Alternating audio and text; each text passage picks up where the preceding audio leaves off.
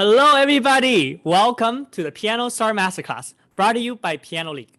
I am your host, Brian Lin, a professional pianist and a piano teacher. Ever since I graduated from Juilliard a few years ago, making piano education accessible to everybody has been one of my main goals. And that's why I created the series, the Piano Star Masterclass, a 30-minute star talk interview with a guest teacher, followed by an hour of real-time, one-on-one virtual piano lessons taught by the guest teacher. During the masterclass, you can ask us any questions in the chat, and we'll do our best to answer them.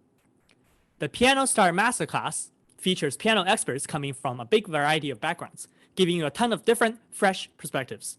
They range from experienced piano pedagogues, professional concert pianists, to conservatory professors. And of course, you or your students can also sign up to be a performer for these masterclasses and get a chance to perform for a live audience. To sign up, simply go to thepianoleague.com/masterclass. Now, I'd like to introduce our guest teacher today. Currently serving on the faculty of the Curtis Institute of Music as a collaborative pianist, Michelle Cann is also music director of the historic First Baptist Church of Philadelphia. She has performed in solo and chamber recitals throughout the US, Europe, China, and South Korea. She is a frequent soloist with many major orchestras, including the New Jersey Symphony, North Carolina Symphony, Memphis Symphony, Knoxville Symphony. Michelle is also a leader in creating opportunities for music education in her community. Most recently, Michelle served on the faculty of Sphinx Performance Academy during their inaugural year at the Juilliard School. So, without further ado, everyone, please join me in welcoming Michelle Cann.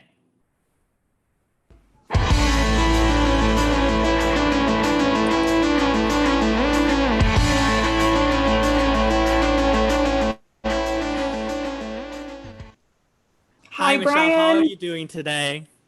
I'm doing great, and thank you so much Great. for inviting me to be part of this series. It's I've really an been honor of enjoying mine. Thank you. Thank you, and thank you so much for providing us with your valuable time. You're doing well in this quarantine. Your life has been normal. Generally, I guess everyone's kind of experiencing this in different ways. To be honest, I'm very grateful because I did lose, as I'm sure you and many other musicians lost concert opportunities, but a lot of them are going to be able to be rescheduled at some point, which is great, great news. And my work with Curtis is not going on right now, but I have a lot of private students, which I've always been a teacher for many years, and that is so valuable to me right now, of course, and just to be healthy, and I think a lot of us, we worry about these materialistic things, and of course, it matters what our careers are and what we wanted to be doing, but first and foremost, I'm glad that I'm healthy and plan to stay that way. Great. I'm glad that we're both healthy as well. It's Yes. so important to to stay safe these days. Yes. As far as I understand, you played 6 different instruments when you were young. I was wondering if we could just talk a little bit about that so that our audience get to know you a little bit. What were the instruments, and how many do you still play? And last of all, do you think playing those instruments helped you in any way to become better at piano? That's a great question. 6 instruments. Okay. So there was, let's see if I'm right about that number. So there was piano, violin, trombone, tuba, steel drums. I played the handbells for a while and also organ for a little while. So that's actually 7 if we count handbells. At any rate. Hey, but, right. triangle is an instrument, Yeah, so why not? Being in the handbell choir. Hey. So at any rate, so why is that the case? Why did I learn so many instruments? A lot of that is because of my father. He is a director of music. I say director of music because he directs so many different ensembles at a private school in Florida where I grew up, and is still teaching there. At any rate, I'm sure you can imagine when you have a parent that is a music teacher, his or her kids are probably going to be involved in those music groups, right? Yes, And yes. so that that was the case with myself and my well, I have three other sisters, but two other sisters were involved in these groups. And they also played many instruments. I won't name them all. But at any rate, so now growing up, playing all these instruments, I also sang in the choir, and now I'm a choir director at the First Baptist Church of Philadelphia, as you mentioned. I would say that it definitely had a huge influence on who I am as a musician today. Um, by having one played so many different types of instruments, ranging from strings, violin to wind and trombone and such.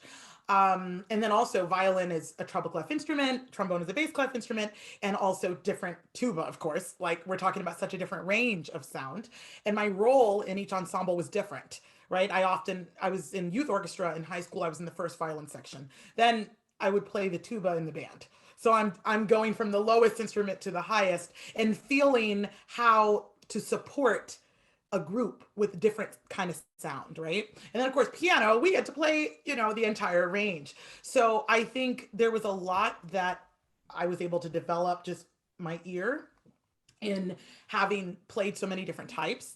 And then of course, I think when it came to which sight reading, and that was a lot of that, of course, I will say came from piano too, but being able to play with different ensembles, you're constantly having to read music, right, immediately, as opposed to sometimes pianists, we can be a little isolated and we can be a little bit, lazy about our sight reading. And when you're in a group, you're constantly doing that. So at any rate, putting all of that together, I think it just helped make me who I am. And now, what do I still play? That was your other question. I mean, really, quite honestly, the only instrument I've really kept up to some degree would be the violin. I try to pull that out in some capacity every year. I think lately I haven't played it so much. It's so hard to find the time, right? But I absolutely love the violin. I think if I at one point, and things always go one way or the other, if I had a choice, I may have also chosen to be a professional violinist. So it was always between violin and piano for me. Wow, I'm always so jealous of people who can't play, multiple instruments, even if it's just, two or three. Because I only play one. So Okay, that's well, that's that. Right. it's okay Okay, as long as so you play one well, right? right. Hopefully that's the case. Um, since we only have 30 minutes, I just like to touch on our topic today. The topic today is a beginner guide to becoming a more expressive pianist, right? So I guess I'd like to ask you, what does it mean for you what does it mean, I guess, in general, to be a more expressive pianist? That's a good question.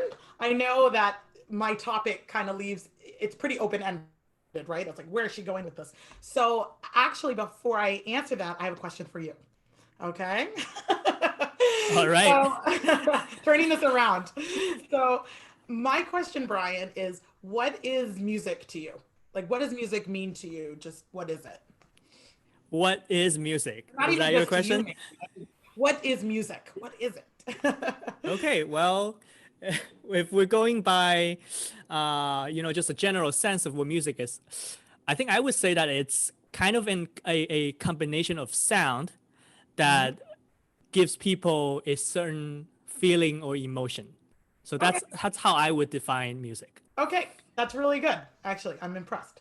So I started off and I looked this up. I've actually never looked this up before because we all just sort of answered, and I think most of us would answer it in some way similar to what you said. So I was curious what Merriam-Webster's dictionary said. So this is the actual definition.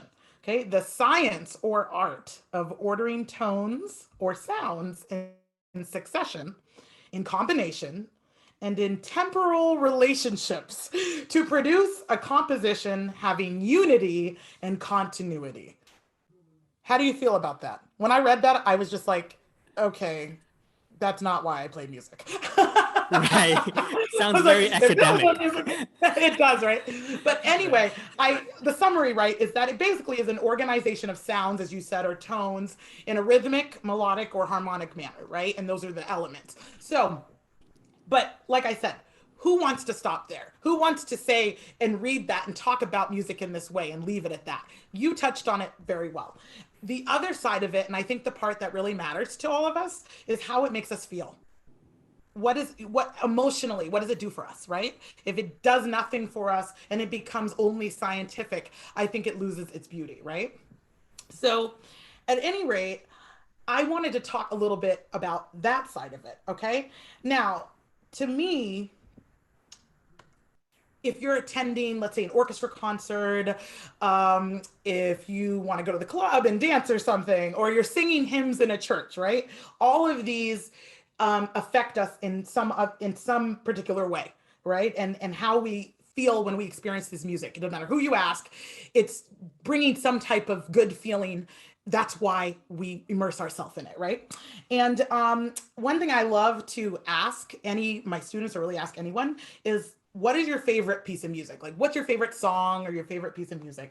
And why is it your favorite? And the why matters. Because again, it always comes down to, and usually the answer comes around, I feel this way when I hear this piece. It elicits this type of response emotionally, right? But what's actually interesting is that I've been a teacher for many years now. Started teaching when I was actually in high school even. And I even think about myself when I was a certain age, when I was younger. And when we're learning an instrument, which we're using this instrument, and it could be our voice too, our voice is an instrument, which we use to make music, right? We very often get caught up in the technical requirements. So I go back, right, to the dictionary definition there where we talk about, okay, it's a combination of sounds, but moving past that, we start thinking about, okay, what are the technical requirements of my instrument? I've got to be able to get these rhythms right and get these notes right. And we stop there. Now, don't get me wrong. The technical requirements, of course, are important, right? Of course. For instance, if I wanted to play, when I started to play the trombone, right?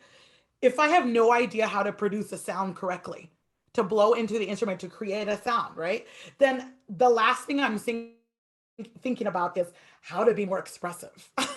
Like in that moment, right? There's times we have to figure out how to make our instruments work, whether it's our voice or any other instrument.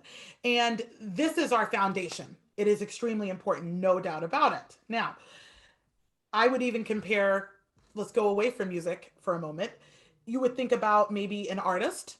You would say, okay, they need to understand the techniques of painting or sculpting before they create their great masterpiece, right? Someone probably taught them the actual techniques. Or if we talk about a composer, forget just a performer, maybe someone like Mozart, everyone knows Mozart. He needed some kind of formal training of musical theory, counterpoint, structure, whatever, etc.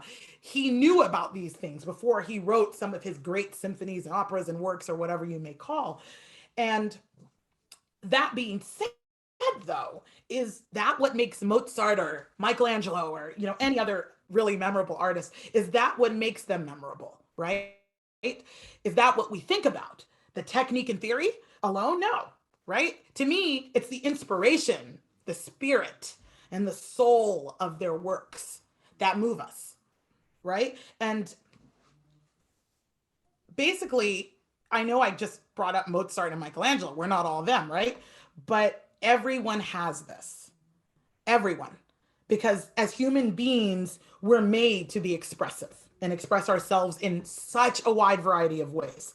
But we have to not be afraid to access this. I think sometimes there's that fear of the technical hurdles that can basically stifle our voice.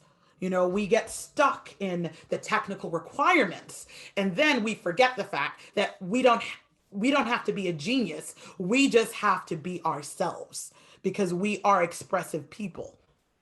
We're also, and actually I think the quarantine has been interesting in how it basically touches on a lot of people. If they say, I'm depressed about this, well, it's not just about the worry about the virus, of course, which is part of it, but it's also because, oh, I just feel so lonely, or I want to connect with my friends, or I want to do, and it's about connection, right? And that's the other side. Because again, as human beings, we are social creatures. That's very important to us. And music is very social, right? I mean, think about, even I think right now online, it's been interesting to see through Facebook Live and all sorts of ways, especially if you're a musician, right? You cannot go through your newsfeed now and not see someone playing an instrument live, right? You can't. You can hardly go a couple of people's pages and then you see someone playing. And why is this? Because, and you get it, Brian, I get it, because we need to share our music. We want to. It's in us to share it. Yes. And so all of this points to the fact that you don't have to be this genius. It has nothing to do with your age or even your experience. That as a human being, you want to connect and you want to express yourself. So now, the question is, to me, and I guess this goes really into my topic, how can we do this as a beginner pianist? Okay. And I say that because, okay, one might say, well, first of all, a child doesn't have the same range of emotions as an adult, right? So, so here's the question. Is it like the depth of emotions? Okay. Well, that might be true to some extent because experience and time adds to our range of emotion too, right? I know for me, when I was 10 and how deeply I may have thought about different emotions in a piece that I was playing, that definitely changed as I got older, as I experienced more things, right? It can. But here's the point. So what? So let's say that maybe the range is not as wide, right? But does that mean that the child is not experiencing emotions? Well, of course not. Of course not. It's impossible. A child comes out of the womb crying. No. Well, anyway, so like there's the emotions immediately there, right? No, but the idea is that, a child, what? Happiness, anger, fear, love. I mean, already that's there from being born, right? And so to me, even if you just took those basic emotions and a child sat down and played the piano and accessed those emotions as they played, it would bring life and color to any piece. Right? It's totally possible. I think as teachers, we know how important a good foundation is for our students to do well in the future. And we know that, again, those technical requirements. How do you sit at the piano? What's your hand position, right? All of these things, we start with this. It is important. There's no way that it's not. But we, and I, including me, will forget or brush away the importance of pushing a child to express their emotion through the music even when they're just beginning. Think about it this way. What makes us improve at anything is practice, right? If we don't practice freely expressing our emotions through our instruments from a young age, what makes us think that as adults we will be comfortable doing this? If no one has pushed us to say, hey, just as much as you expressed anger at your mom for telling you to go practice when you really didn't want to practice, yeah, that was some real anger that you expressed. Trust me, I have had that when I was little. You put a whole tantrum because you didn't want to go sit at the piano and practice. So why don't you take that anger and bring it to this really stormy piece? Because maybe you have a song that you're playing that's a little stormy. Put that into the music, right?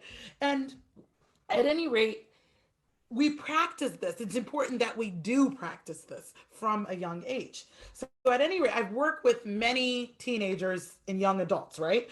Who, when asked what the music is saying, and I'll ask them that, and what the expression is beyond the notes. I had to plug my title. And give, I'll say this, and they'll Very give nice. me, yeah, I try, So when I ask them this, they give me a blank stare, okay? I know you know what I mean if you have students sometimes, oh, 100%.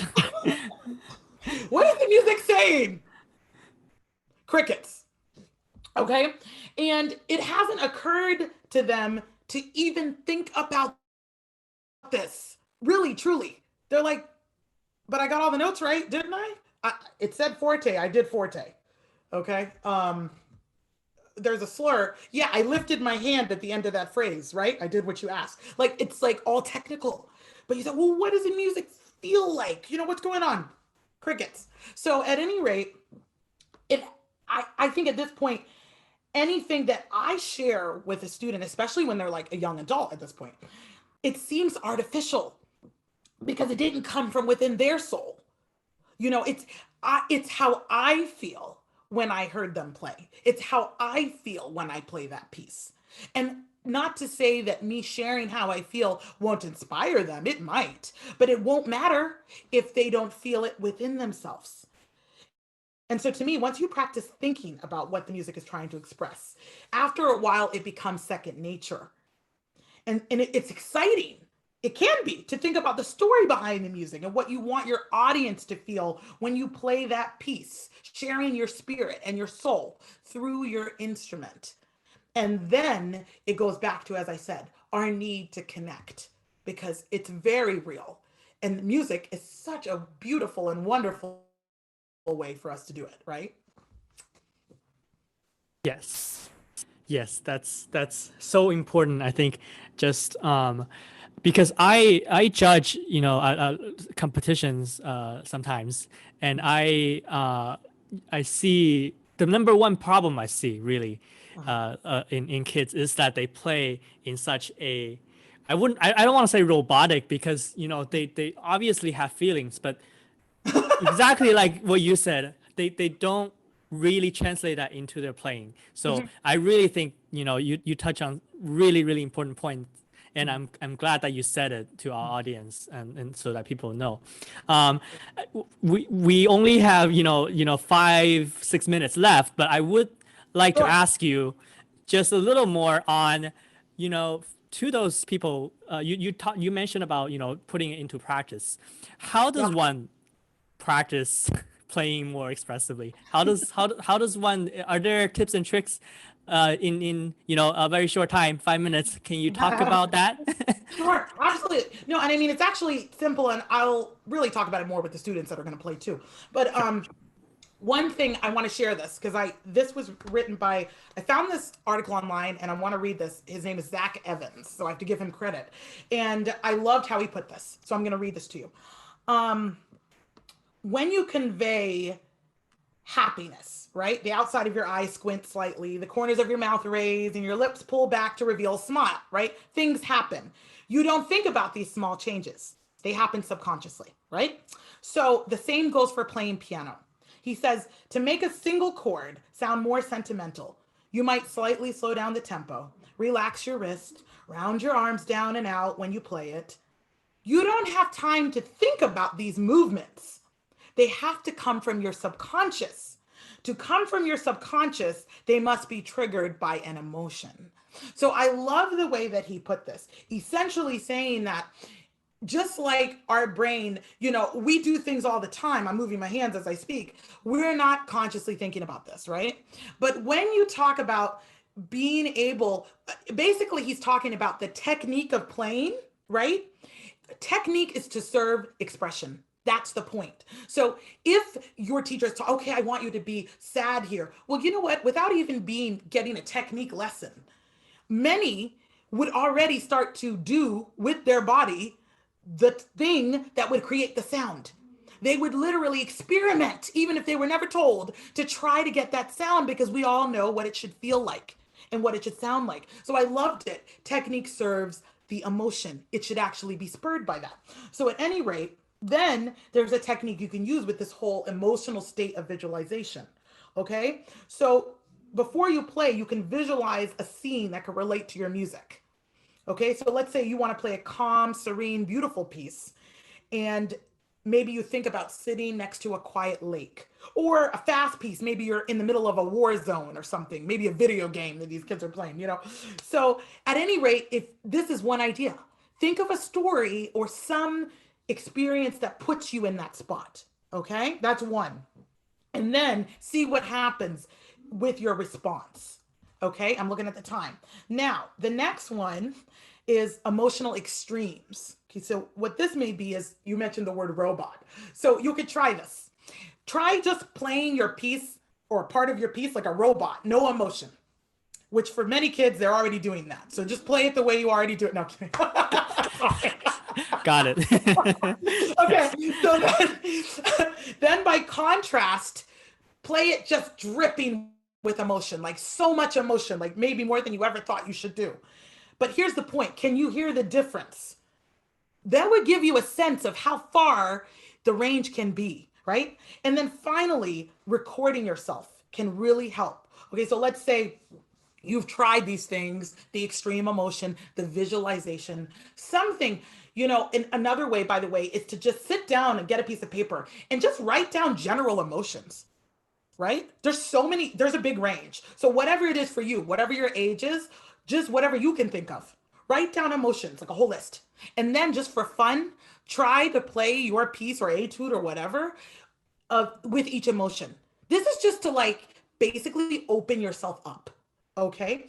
And so then recording yourself really is the final thing that can help, because sometimes, and I do it too, I know we all do this as professionals, when we think we're doing something, right? But we record ourselves and listen back.